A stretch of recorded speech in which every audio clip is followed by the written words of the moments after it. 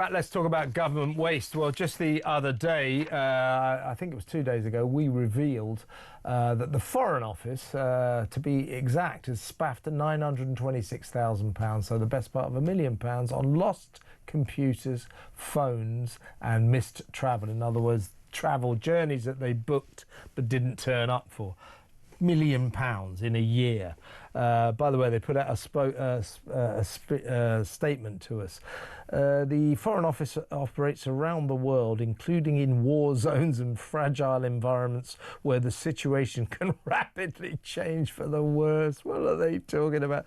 The losses figure includes assets looted and destroyed in combat zones. Yeah, there's loads of Foreign Office diplomats in war zones, you know, getting phones blown out of their hands. For example, it goes on, the outbreak of war in Sudan meant some supplies intended for development programs were destroyed or otherwise irretrievably lost in a fire at the contested airport and in fighting in North Darfur. If you're from the Foreign Office, what I would advise is don't give us this statement, just keep quiet. Anyway, they've lost £1 million worth of laptops and phones in Sudan, apparently, in the war. Yeah, right. But also, the government has spent almost £4 million in the past year on private cars. Another enormous waste of money, it sounds like. Let's speak to the spokesperson for the Taxpayers Alliance, Joanna Marchong. Hello, Joanna. Hi, Kevin. Thanks for having me on. Well, tell us about this. I mean, this seems like an enormous amount of money to spend on private cars. What's been going on? Right, so just for background, the government have this car service that they will use. They will have a fleet of cars for ministers and the like. Obviously, it's a needed kind of procedure that they have, where they have to have these cars. But I think the problem with it is that... Not £4 million worth a year. They don't need that many. Exactly. So it's not okay for them to be spending almost £4 million a year, or, well, the costs are about £330,000 a month, basically. They need to do that cost, and the vehicles that they have don't follow their climate agenda and their green agenda for electric vehicles that they're pushing onto people. And also, they don't need to be rolling around in Jaguars and new Range Rovers, for example. They could have something more cost-conscious.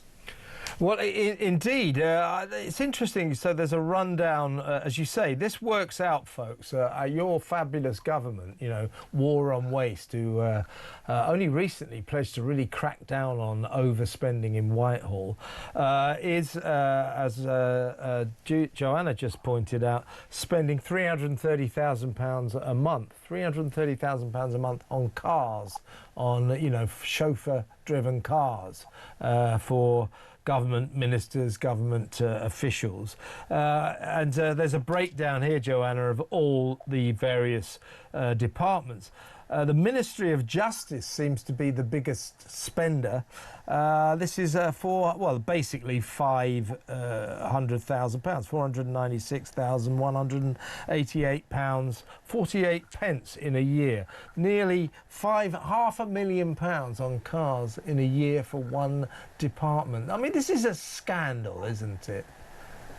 It is. I just can't wrap my head around how many trips that would even mean. I can't even visualize it, because when they're allowing themselves these luxuries of being chauffeured about London and about the UK, I mean, the average person, taxpayers, we're told we have to buy ridiculous electric vehicles, we're told we have to be saving money, bills are rising, everything's worse off. And yet they're kind of living the life of Riley, just off living in luxury. Yeah, indeed. I mean, I suppose, you know, government ministers, secretaries of state, I suppose they have to have cars. It's a big thing for politicians, isn't it? When they lose their jobs in the cabinet, they are crestfallen. They are absolutely destroyed, devastated by the fact they haven't got the status of a man in a cap driving them around in a Jaguar anymore.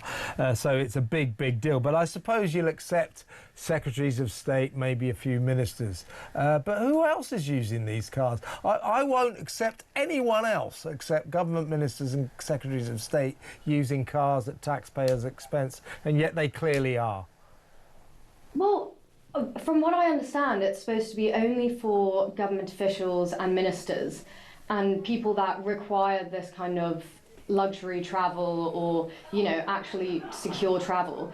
But I think what is a different story is when we find out how many civil servants are expensing taxis from different locations, etc. But the cost will be for the cars themselves. Also, government bought 10 new cars, hybrid Jaguars recently, and it will also be for the cost of drivers. Yeah, and I don't know if you caught what I was saying at the beginning before I introduced you, but we did this story a couple of days ago, that the Foreign Office in the past year has spaffed, wasted, lost £1 million, and 926,000 to be precise, pounds on lost computers, phones, and also missed travel. So this would be tickets that were booked and paid for, but no one turned up to take the journey. But lost phones, lost computers, and tickets for travel never taken. £1 million, one department in a year. This is, of course, the department run by the Foreign Secretary David Lammy,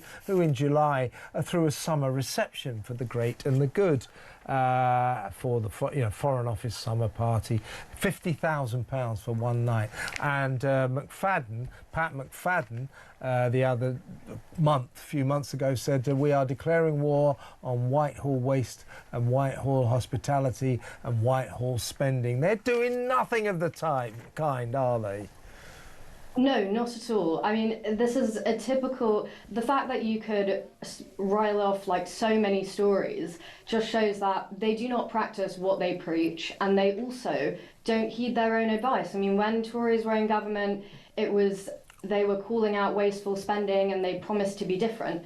But again, broken promises where they are continuously behaving poorly, and they don't value taxpayers' money and realise what we have to do in order to pay our taxes and in order to live ourselves. Yeah, it's our money. Ed Miliband the other day refused a parliamentary question about how much he and his department, members of his department, were spending on completely unnecessary domestic flights, which, by the way, for the Environment Department, they're extremely bad for the environment, aeroplane travel, and yet you don't have to take them in Britain.